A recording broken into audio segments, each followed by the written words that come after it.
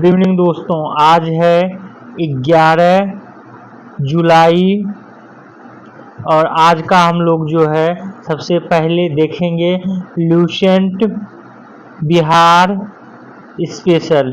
Lucent का Bihar special, उसके बाद समय बचा तो करंट अफेयर्स देखेंगे डेली करंट अफेयर्स के अंतर्गत। तो आज जो है चूंकि 11 जुलाई है और 11 जुलाई को जो है मनाया जाता है विश्व जनसंख्या दिवस। ये जो है बहुत ही इम्पोर्टेंट दिवस है। ये बार बार पूछा गया है विभिन्न एग्जामों में, और यूपी का कोई एग्जाम देंगे तो उसमें तो एक तरह से कहिए ये फेवरेट क्वेश्चन यूपी का हो गया है कि 11 जुलाई को जो है मनाया जाता है विश्व जनसंख्या दिवस। और इस बार जो 2024 की विश्व जनसंख्या दिवस की थीम है, वो थीम भी आप लोग जो है जरूर याद रखेंगे, ध्यान में रखेंगे। ये है किसी को पीछे ना छोड़ना, सभी की गिनती करना। ये जो है 2024 के विश्व जनसंख्या दिवस की थीम है, किसी को पीछे ना छोड़ना, सभी की गिनती करना। और ये जो विश्व जनसंख्या दिवस है ये 1989 से जो है यूनाइटेड नेशन ने पहली बार मनाया था 1989 में, और तब से जो है ये मनाया जा रहा है।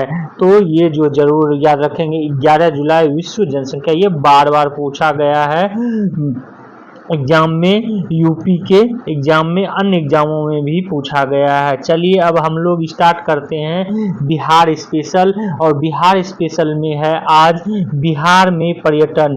ये जो है ये चैप्टर बहुत ही इम्पोर्टेंट है, वीवीआई है, तो इसको जो है आप लोग जितना हो सके शेयर कीजिए, क्योंकि इससे प्रश्न 1-2 प्रश्न आपको रहेंगे ही। बीपीएससी में भी अगर देखेंगे 150 क्वेश्चन है तो 150 क्वेश्चन में 2 क्वेश्चन 3 क्वेश्चन इस चैप्टर से, बिहार में पर्यटन से रहता है। तो आप लोग इस वीडियो को शेयर कीजिए और जो है सब्सक्राइब करने भी बोलिए। ये चैप्टर बहुत ही इम्पोर्टेंट है, और इस चैप्टर के अंतर्गत जो है हम लोग पढ़ेंगे बिहार में राष्ट्रीय और अंतर्राष्ट्रीय महत्व के स्थल, और उन स्थलों में मुख्य पहले हम देख लेते हैं कौन कौन सा पढ़ेंगे।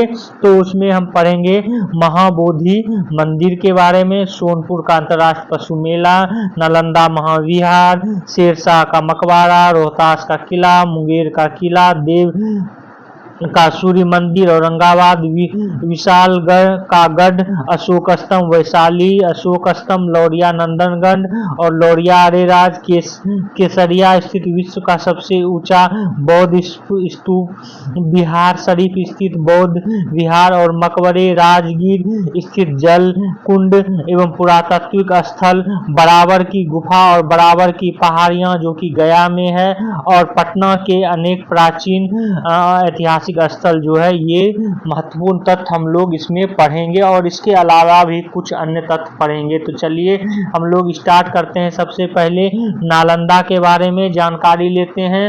नालंदा प्राचीन काल से शिक्षा व ज्ञान का केंद्र रहा है। आज भी नालंदा विश्वविद्यालय के अवशेष मौजूद हैं, जो नालंदा जिला के अंतर्गत राजगीर से 11 किलोमीटर की दूरी पर स्थित है। नालंदा महाविहार के अवशेषों की खोज सर्वप्रथम पुरातत्व शास्त्री अलेक्जेंडर कनिंघम ने किया था। ये इम्पोर्टेंट तथ्य अभी ही आप लोग रट लेंगे, क्योंकि आप लोग किसने तोड़ा था ये तो याद है, नष्ट किसने किया था, लेकिन किसने खोजा था पुनः, तो ये अलेक्जेंडर कनिंघम, ये आप लोग जरूर याद रखेंगे। 7वीं शताब्दी में यहाँ स्थित नालंदा विहार में दुनिया भर से विद्यार्थी अध्ययन करने आते थे। चीन से हेनसांग त्सिंग 7वीं शताब्दी में, तिब्बत से लामा तारा नाथ 9वीं सदी में, और धर्मा स्वामी 13वीं सदी में जो है जैसे छात्र नालंदा विश्वविद्यालय में पढ़ने आए थे। हेनसांग जो इसी विश्वविद्यालय में विद्यार्थी और शिक्षक दोनों रूप में रहे, ने नालंदा विश्वविद्यालय का विस्तृत वर्णन भी किया है। नालंदा विश्वविद्यालय की स्थापना 5वीं सदी ईस्वी में कुमारगुप्त ने की थी। बुद्धगुप्त ने इसे अनुदान दिया था। पाल वंश के शासक धर्मपाल ने इस महाविहार में 200 गांव अनुदान दिया था। ये भी याद रखेंगे, ये पूछा जाता है। हर्षवर्धन के काल तक यह शिक्षा का एक अंतर्राष्ट्रीय केंद्र के साथ महायान दर्शन का केंद्र बन चुका था। आगे देखते हैं हम लोग। इसी में यह विश्व का अपने प्रकार का प्रथम विश्वविद्यालय था जहां प्रवेश परीक्षा ली जाती थी और उत्तीर्ण छात्रों को ही अध्ययन की अनुमति दी जाती थी। नालंदा को समुद्रगुप्त का एक ताम्र पत्र एवं यशोधर्मन के प्रशस्ति स्तंभ अभिलेख के लिए भी जाना जाता है। तो यहाँ नालंदा में जो है, नालंदा जगह पर समुद्रगुप्त का एक ताम्रपत्र और यशोधर्मन का प्रशस्ति पत्र अभिलेख प्राप्त हुआ है। हालांकि समुद्रगुप्त के समय नालंदा विश्वविद्यालय नहीं था, क्योंकि नालंदा विश्वविद्यालय की जो है स्थापना ये होती है कुमारगुप्त के समय पर। तो आप लोग इसको ध्यान में रखेंगे। यहाँ इस स्थित नव नालंदा महाविहार हेनसंग स्मारक के लिए प्रसिद्ध है। अभी जो वर्तमान में नव नालंदा महाविहार बनाया गया है, तो हेनसंग स्मारक के रूप में ये प्रसिद्ध है। 12 फरवरी 2007 को नालंदा में निर्मित हेनसंग स्मृति भवन के उद्घाटन समारोह में भाग लेने के लिए चीन के विदेश मंत्री ली जाओंगशियांग जो है वो भी आए थे। इस भवन में हेनसंग का अस्थि कलश जो है स्थापित किया गया था और 2016 में ये जो है आप लोग जरूर ईस्वी याद रखेंगे। 2016 में इस्तांबुल में हुई यूनेस्को के विश्व विरासत समिति की बैठक का निर्णय जो है बैठक हुई थी और उस बैठक में जो है नालंदा महाविहार को विश्व विरासत सूची में सांस्कृतिक स्थल की श्रेणी में शामिल किया गया था 2016 में। तो ये पूछा जा चुका है कि नालंदा महाविहार को विश्व विरासत की सूची में शामिल किया गया कब, किस ईस्वी में, ये नहीं, तो ये पूछे जाने की संभावना है। अच्छा, यहाँ पर हम आपको एक महत्वपूर्ण करंट अफेयर्स बता दें कि जो 46वां यूनेस्को विश्व विरासत समिति की बैठक जो है ये 2024 में नई दिल्ली में होगी। ये भी आप लोग ध्यान में रखेंगे, ये पूछा जा सकता है, ज्यादा संभावना है। अब अगला देखते हैं स्थल बिहार में राजगृह या राजगीर नालंदा से 19 किलोमीटर तथा पटना से 103 किलोमीटर दक्षिण में स्थित राजगृह का प्राचीन नाम गृहब्रज था। वर्तमान में इसे राजगीर के नाम से भी जाना जाता है, जो बिहार के नालंदा जिले में है। यह मगध साम्राज्य के प्राचीन राजधानी थी। पुराणों के अनुसार चंद्रप्रद्योत ने यहाँ मगध की राजधानी बसाई थी। महाभारत काल में जरासंध तथा मगध नरेशों बिंबिसार और एवं अजातशत्रु की राजधानी भी जो है राजगृह ही थी। गया से 34 किलोमीटर दूर स्थित राजगीर को राजगृह या राजा का घर भी कहा जाता है। यहाँ हिंदू, बौद्ध, जैनियों का एक प्रमुख धर्म स्थल है। महात्मा बुद्ध एवं महावीर स्वामी दोनों ने यहाँ वास किया। चीनी यात्री हेनसंग ने भी यहाँ की यात्रा की थी। जैन धर्मावलंबी राजगीर को अपने दूसरे तीर्थंकर मुनि सुब्रत का जन्म स्थान मानते हैं। तो ये भी जो है आप लोग जरूर याद रखेंगे। आपको मेन स्ट्रीम हिस्ट्री में जो है या इंडियन हिस्ट्री में ये जल्द नहीं मिलेगा कि राजगीर में जो है राजगीर में दूसरे तीर्थंकर जो जैन धर्म के थे मनु सुब्रत का जन्म जो है यहीं पर माना जाता है, इसलिए जो है ये जैनियों के लिए भी प्रसिद्ध है। राजगीर 5 पहाड़ियां विपुलगिरी, रत्नगिरी, उदयगिरी, सोनगिरी और वैभवगिरी के बीच में बसा हुआ था, ये भी याद रखेंगे। रत्नगिरी को बौद्ध का प्रिय निवास था, जो गृहकूट के नाम से प्रसिद्ध था। महान शिल्पी महागोविंद ने राजगिरी नगर के निर्माण की योजना बनाई थी। तो राजगिरी का शिल्पकार जो है महागोविंद था, ये भी आप लोग रट लेंगे।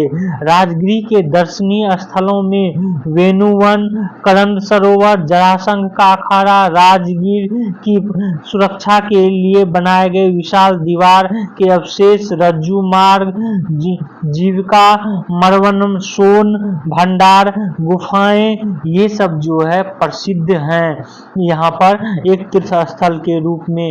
और सबसे इम्पोर्टेंट तथ्य जो है यहाँ पर राजगीर में प्रसिद्ध है वो है सप्तपर्णी गुफा। ये बार बार बीपीएससी में भी पूछा गया है और अन्य एग्जामों में भी। सप्तपर्णी गुफा राजगीर का एक प्रसिद्ध स्थल है, जहाँ 483 ईस्वी पूर्व में अजातशत्रु के शासनकाल में प्रथम बौद्ध संगति का आयोजन संपन्न हुआ था। ईसा पूर्व दूसरी शताब्दी के महावस्तु नामक एक बौद्ध ग्रंथ के अनुसार इस नगर में 36 विभिन्न प्रकार के शिल्पों का केंद्र था। वैभवगिरी में स्थित गर्म जल कुंड में स्नान और रज्जू मार्ग, जिसको कि रोपवे भी बोलते हैं, के माध्यम से प्राकृतिक मनोरम दृश्य का आनंद लेना यहाँ आने वाले पर्यटकों की प्राथमिकताओं में शामिल है। ये वर्तमान समय की बात हो रही है। राजगीर में प्रत्येक तीसरे वर्ष मलमास मेला लगता है तथा राज्य सरकार के पर्यटन विभाग द्वारा हर वर्ष अक्टूबर माह के अंत में राजगीर नृत्य महोत्सव का आयोजन किया जाता है। देश में भगवान बुद्ध की दूसरी सबसे ऊंची प्रतिमा यहीं घोड़ा कटोरा झील के बीच स्थित है और 4500 घन फुट गुलाबी बलुआ पत्थर से निर्मित इस मूर्ति का अनावरण जो है 2019 में मुख्यमंत्री द्वारा किया गया था। आगे देखते हैं हम लोग वैशाली के बारे में। वैशाली जो है विश्व का प्राचीनतम गणतंत्र और गणतंत्र के वर्तमान स्वरूप की जननी मानी जाती है। यह मुजफ्फरपुर से 37 किलोमीटर दूर दक्षिण पश्चिम में स्थित है और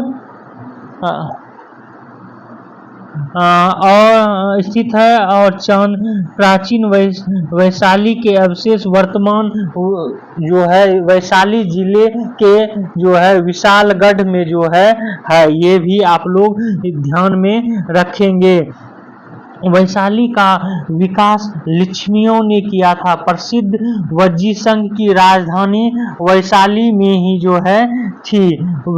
वैशाली जैन धर्मों का एक महत्वपूर्ण तीर्थ स्थल है और महावस्तु से ज्ञात होता है कि गौतम बुद्ध लक्ष्मियों के निमंत्रण पर वैशाली गए थे। आम्रपाली यही की जो है राज नर्तकी भी थी। ये भी आप लोग जो है याद रखेंगे।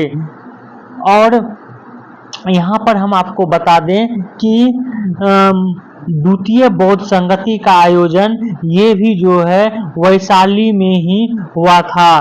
कब? तो 383 ईस्वी पूर्व में। अशोक स्तंभ, राजा विशाल का गढ़, मीरांजी की दरगाह, कमल वन, हरि टोड़ा मंदिर, वावन पोखर मंदिर, बौद्ध स्तूप आदि यहाँ के महत्वपूर्ण दर्शनीय स्थल हैं। गुप्त काल में नालंदा आदि स्थलों से वैशाली में श्रेष्ठियों, सातवाहनों और प्रथम कुलीकों आदि का आवागमन होता था। इनकी मुहरें शिल्पियों के संगठनात्मक गतिविधियों को प्रदर्शित करती है।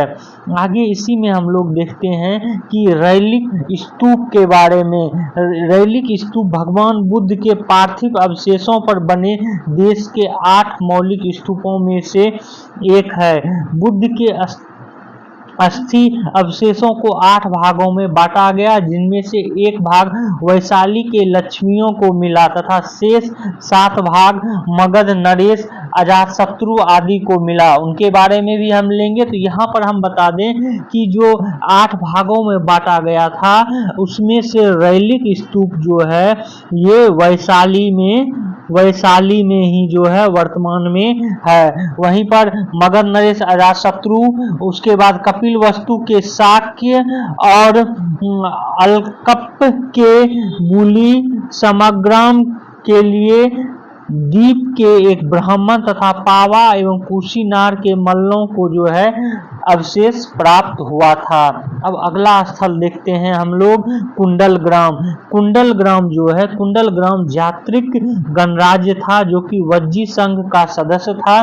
सिद्धार्थ यात्रिक संघ के प्रमुख जो है थे।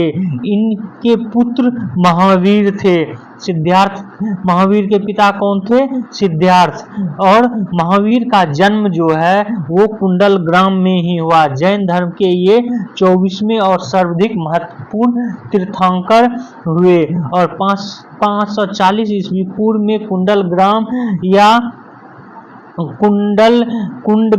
कुंडलग्राम में महावीर का जन्म हुआ था। अब अगला देखते हैं हम लोग बिहार शरीफ के बारे में। बिहार शरीफ जो है ये भी एक महत्वपूर्ण स्थल है। बिहार शरीफ पटना से 64 किलोमीटर दूर जो है स्थित है बिहार शरीफ, और ये नालंदा का मुख्यालय भी है। नालंदा डिस्ट्रिक्ट का मुख्यालय बिहार शरीफ है।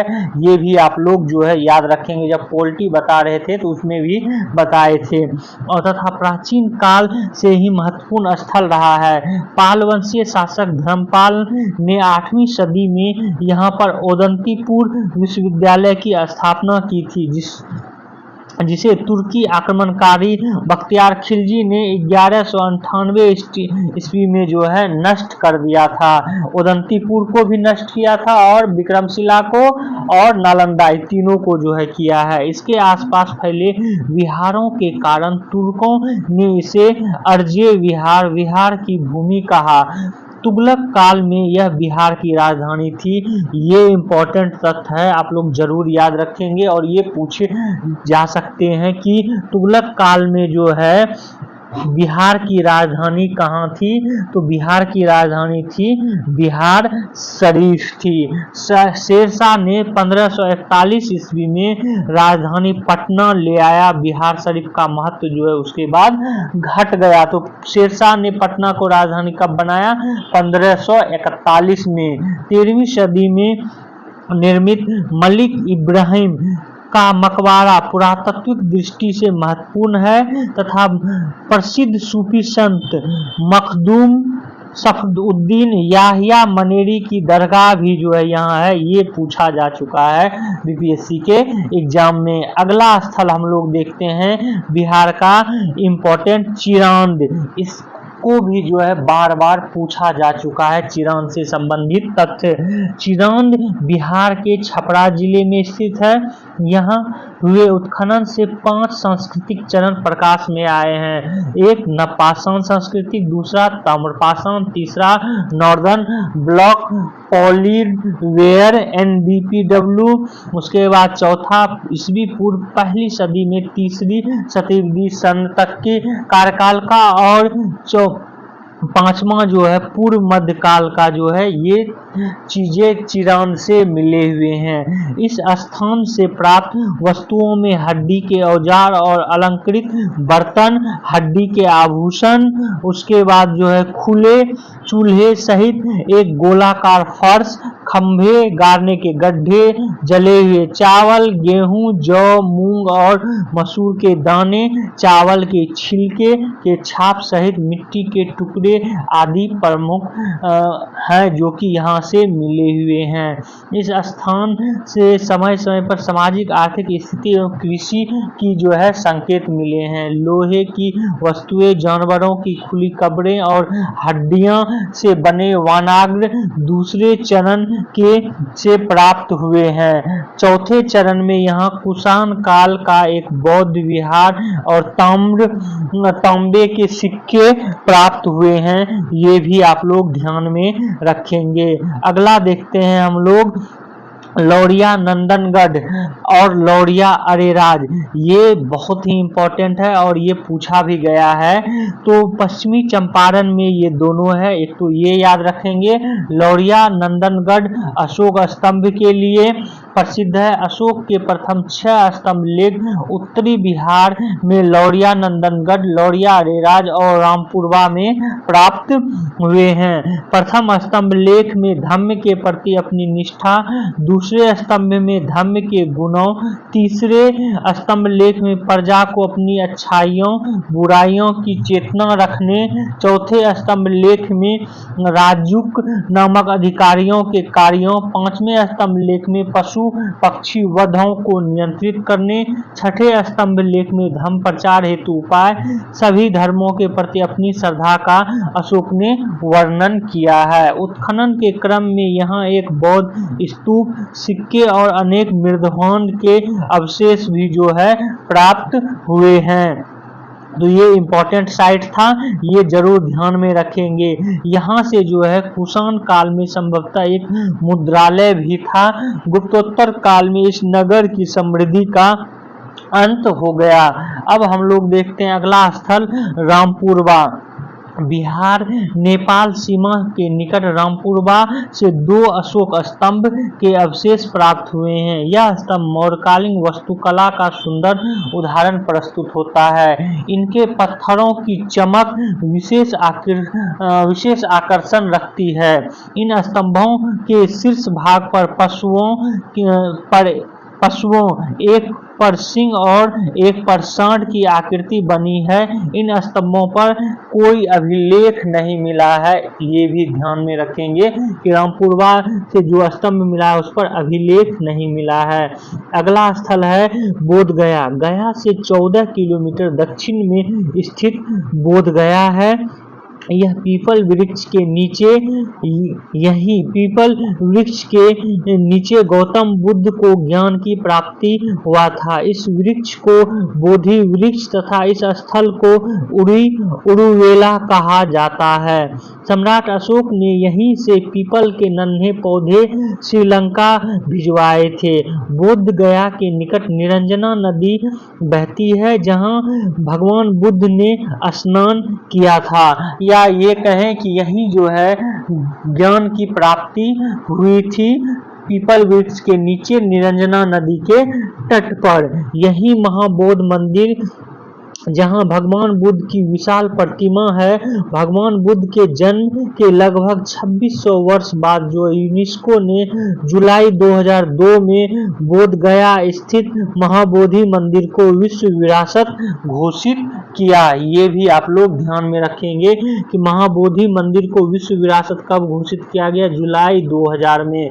1400 साल पुराने 180 फुट ऊंचे इस मंदिर को यूनेस्को ने पुरातात्विक चमत्कार माना है। अनिमेष लोचन चैत्य इसी महाबौद्ध मंदिर के निकट स्थित है, जहां ज्ञान प्राप्ति के बाद भगवान बुद्ध एकटक देखते हुए खड़े थे। चनका मन एक उठा चबूतरा है, जहां भगवान बुद्ध ऊपर नीचे टहले थे, यह जानने को कि यह ज्ञान विश्व को दिया जाए अथवा नहीं। यहीं पर एक विशाल धर्म चक्र अथवा विधि चक्र के साथ तिब्बती मठ स्थित है। ये भी आप लोग ध्यान में रखेंगे। अगला देखते हैं हम लोग गया के बारे में। जो अगला स्थल है गया, फल्गु नदी के किनारे बसा गया बिहार का एक प्रसिद्ध प्रमुख ऐतिहासिक और धार्मिक स्थल है। यहाँ स्थित विष्णुपद मंदिर का निर्माण इंदौर की रानी अहिल्याबाई ने करवाया था। ये भी आप लोग इम्पोर्टेंट तथ्य याद रखेंगे। हालांकि विष्णुपद मंदिर कहाँ है? गया में, ये पूछा जा चुका है। इसका निर्माण किसने किया था? इंदौर की रानी अहिल्या अहिल्याबाई ने करवाया था। ये महत्वपूर्ण तथ्य जो है आप लोग ध्यान में रखेंगे। समुद्रगुप्त के समय श्रीलंका के शासक मेघवर्मन ने गया में एक विहार का निर्माण कराया था। बंगाल के शासक शशांक ने इस धार्मिक स्थल को नष्ट कर दिया तथा बोध गया स्थित बोधि वृक्ष को भी नुकसान पहुंचाया। पाल शासकों के अधीन इन धार्मिक स्थलों का पुनः निर्माण हुआ। गया प्राचीन काल से धातु के मार्ग पर अंतिम पड़ाव स्थल था। यहीं गया में ब्रह्मयोनि हिल भी है, ये भी याद रखेंगे। ब्रह्मयोनि हिल कहाँ है? तो गया में है। अगला जो है स्थल ये बराबर की पहाड़ी है। बराबर की पहाड़ी गया से लगभग 10 किलोमीटर दूर पर स्थित बराबर की पहाड़ियों के बीच बनी गुफा मौर्यकालीन है। इन पर अशोककालीन अभिलेख अंकित है। इन्हें मौर्य सम्राट द्वारा आजीवक संप्रदाय के भिक्षुओं के निवास के लिए बनाया गया था। तो ये जरूर याद रखेंगे कि बराबर की पहाड़ी जो है अशोक द्वारा किसे दिया गया था? बराबर की पहाड़ी तो बौद्ध भिक्षुओं को जो है दिया गया था। ये इंपॉर्टेंट तथ्य। और इसी को जो है बौद्ध की इसको दशरथ जो है ये भी एक बौद्ध मौर्य काल के शासक ही थे। इन्होंने भी जो है बराबर की पहाड़ी के कुछ क्षेत्रों को बनाकर आजीविकों को दिया था। आगे देखते हैं गुफा बिहार में श्रृंखला में यह प्राचीनतम है। अशोक ने अपने राज्याभिषेक के 12वें वर्ष सुदामा गुफा आजीवक भिक्षुओं को दान में दी। इस गुफा में 2 कोष्ठ हैं। दोनों कोष्ठों की भित्तियों और छतों पर शीशे जैसी चमकती हुई पॉलिश है। इसे ज्ञात तो होता है कि चैत्य घर का मौलिक विकास अशोक के समय प्रारंभ हुआ था। यहाँ अशोक के उसके पुत्र दशरथ के 3 लघु शिलालेख सुरक्षित हैं। इन गुफाओं में करण चोपड़ा, सुदामा गुफा, लोमहर्ष गुफा और विश्व झोपड़ी प्रमुख हैं। ये जो है जरूर आप लोग याद रखेंगे। गया जिला अंतर्गत बराबर और नागार्जुनी पहाड़ी से मौखरी वंश के 3 लेख भी प्राप्त हुए हैं। अपने राज्याभिषेक के 8वें वर्ष जो है खारवेल ने उत्तर भारत में सैन्य अभियान के दौरान बराबर की श्रृंखलाओं की गोरखीगिरी को विजित किया था। और आगे देखते हैं इसी में हम लोग सोनपुर के बारे में। सोनपुर एक स्थान जो है गया में भी है। बिहार के गया जिले में स्थित सोनापुर भी इसको कहा जाता है से नवपाषाण युगीन अनेक साक्ष्य मिले हैं। उत्खनन से यहाँ 400 ईसा पूर्व की एक कुल्हाड़ी प्राप्त हुई है। काले और लाल मृदभांडों के प्रयोगकर्ताओं की संस्कृति के तत्व जैसे चित्रहीन और चित्रित काले और लाल मृदभांड, लघु पाषाण उपकरण, चावल की खेती आदि के प्रमाण जो हैं यहाँ से मिले हैं इस सोनपुर से। आगे हम लोग देखते हैं मुंगेर। पाल वंश शासक देवपाल ने मुंगेर में को अपनी राजधानी बनाया और 1533 से 34 में शेरशाह ने मुंगेर पर अधिकार कर लिया था, जबकि 1563 में अकबर ने मुंगेर को जीतकर मुगल साम्राज्य का अंग बनाया था। अंग्रेजों के हस्तक्षेप से मुक्त रहने के उद्देश्य से मीर कासिम ने अपनी राजधानी मुर्शिदाबाद से हटाकर मुंगेर किया था। ये बार बार पूछा गया है तो आप लोग याद रखेंगे। अकबर ने बिहार विजय के बाद मुंगेर में किलों का निर्माण कराया तथा जिसका जीर्णोद्धार मीर कासिम ने करवाया। मुंगेर में ब्रिटिश काल में ब्रिटिश सेना की छावनी थी। यहाँ पर अंग्रेजी सैनिकों ने वेतन एवं भत्तों की मांग को लेकर विद्रोह किया।